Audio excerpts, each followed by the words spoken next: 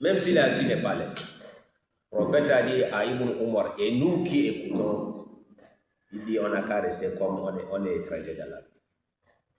Il ne faut pas trop attacher de la vie. Aou'abir Sabil, ou celui qui veut couper la route. Il veut traverser la route. Tu sais, si tu viens au bord de la route, tu veux traverser. Tu ne viens pas là-bas. Tu cherches seulement à traverser, tu passes. Il faut rester dans la vie de dunya comme ça. C'est comme toi, tu veux traverser la route. C'est fini. Mais nous, c'est pas ça. On dit non. Moi, je ne traverse pas. Hein. Je suis venu pour rester. Tu ne restes pas. Les temps de nous, alayhi salatu wassalam, il y a des gens qui vivent plus de 400 ans, 500 ans. Est-ce qu'on les a trouvés? Ils sont partis. Le prophète sallallahu alayhi wa sallam a dit, dans sa communauté, la longue vie, c'est 70 ans. C'est pour ça que tu vois, maintenant, c'est les jeunes qui meurent. Les jeunes, quand tu pars au cimetière, les jeunes là que tu vois, les garçons là, les petits là, c'est lui qui est décédé.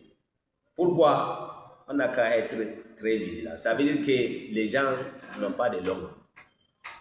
C'est pour ça que tu vois, maintenant, les vieux ne sont pas nombreux. Nous, tout ce que vous voyez avec les verres blancs là, on n'a pas d'abord 60 ans.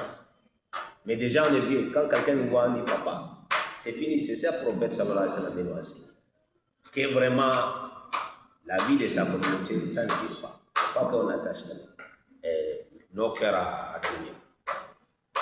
C'est pour cela, Ibn Omar, quand le prophète sallallahu alayhi wa sallam l'a prêché, il a augmenté pour sa communauté, pour la communauté de Mohammed sallallahu alayhi wa sallam. Wakani Ibn Omar, radiyallahu anhuma, يقول إذا أمسيت فلا تنزل الصباح وإذا أصبحت فلا تنتظر المساء وخذ من صحتك لمرضك ومن حياتك لموتك. Il dit, si Allah fait que tu as trouvé la soirée, la vie, voilà, tu as eu la chance jusqu'à le soleil couché, tu as envie, en bonne santé. Il ne faut pas attendre demain matin que vraiment, demain matin va me trouver les cas que je te trouve, non? Que je me trouve, non. Parfois, le changement peut arriver. Peut-être jusqu'à demain, l'homme peut partir. C'est comme ça, Ibn Omar a encore augmenté pour nous prêcher. Et puis, il dit, si vraiment Dieu t'a donné la chance, tu t'es réveillé le matin en bon état, c'est en bonne santé. Il ne faut pas attendre, hein? Peut-être la soirée là, je peux être comme même cas, non. Le changement peut arriver. Actuellement, avant que je vais arriver ici, on dit qu'il y a un jeune qui vend les choses ici. Ce n'est pas l'accident, il a fait les parties.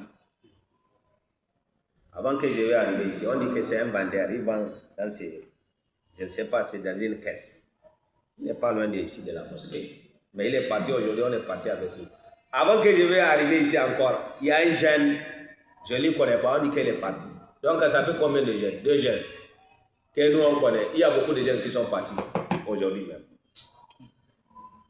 Qu'est-ce qu'on pense de Dunia? Dunia là que vous voyez, c'est quelque chose, il ne faut pas qu'on attache le cœur. C'est pour cela qu'il dit, si tu as la santé, il faut prendre ta santé là comme une maladie. Tu peux avoir la santé, mais les maladies peuvent venir après ça. Ça arrive. Et après, la vie, il faut prendre comme c'est la mort. C'est pour cela quand le sha'ir, وَمَنْ لَمْ يَمُتْ بِسَيْفِ يَمُوتَ بِغَيْرِهِ تَنَوَّعَتِ الْأَسْبَابُ وَالْمَوْتُ وَاحِدًا. Oui, celui qui n'a pas mouru avec les pères, mais il va mourir avec autre chose.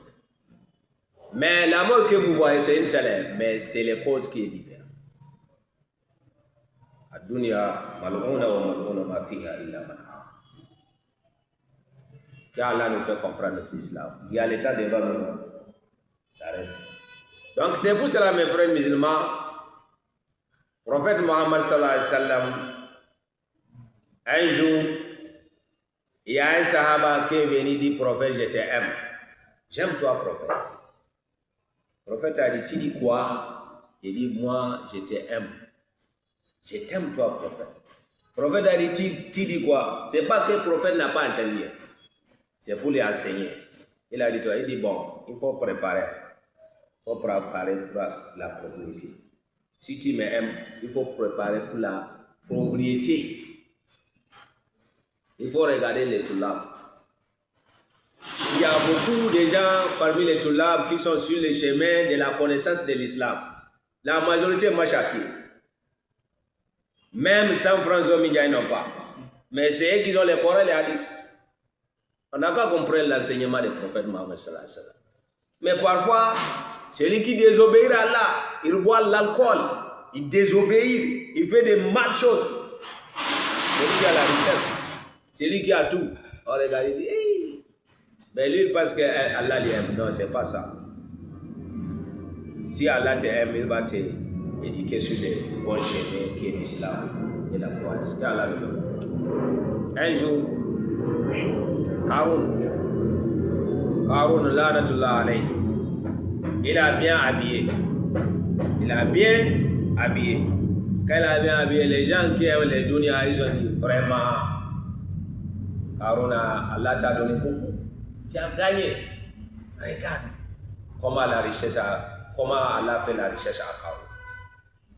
Celui qui comprend l'islam, ils ont compris, dit non, il ne faut pas regarder ce que Haroun a fait. Il faut comprendre les meilleures choses, les meilleurs dons, c'est le don de Yawm al-Qiyamah. C'est le don de Yawm al-Qiyamah. Allah n'a qu'à nous donner Yawm al-Qiyamah. Et Dieu n'a qu'à nous éloigner de la pauvreté. Parce que c'est pas bon. Hein? On n'a pas dit c'est bon, c'est pas bon. Que Dieu nous fait comprendre. Ici, je vais parler pour montrer que les dunya que vous voyez là, c'est rien auprès d'Allah. Prophète Mohammed, sallallahu alayhi wa sallam, un jour il est sorti. La famille. J'ai dit qui? Prophète. Il n'y a pas un fils d'Adam que le prophète ne dépasse pas. Que le prophète n'est pas meilleur plus que lui. Il n'y a pas. J'ai dit Ibn Adam, il n'y a pas.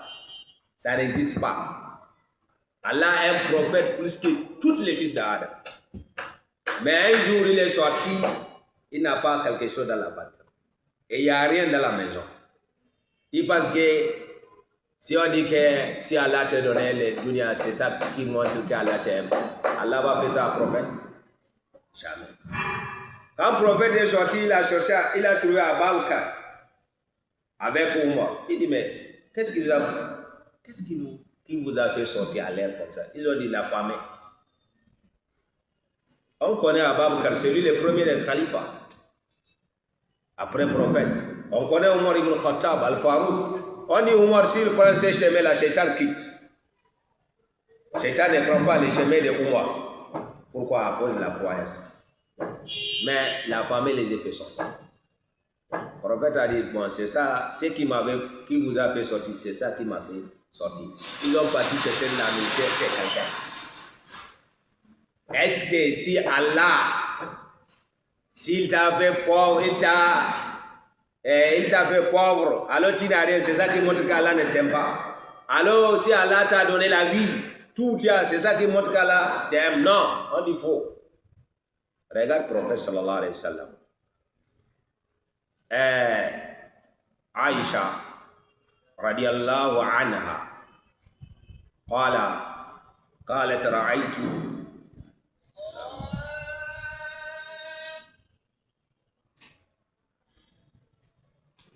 Avant d'arriver là-bas, je vais parler d'abord à Abi Huraira. Abi Huraira a dit un jour, je suis tombé sur mon poitrine à cause des familles. Il n'y a rien. Les gens dépassent. Je suis là comme ça, j'ai tombé sur mon poitrine.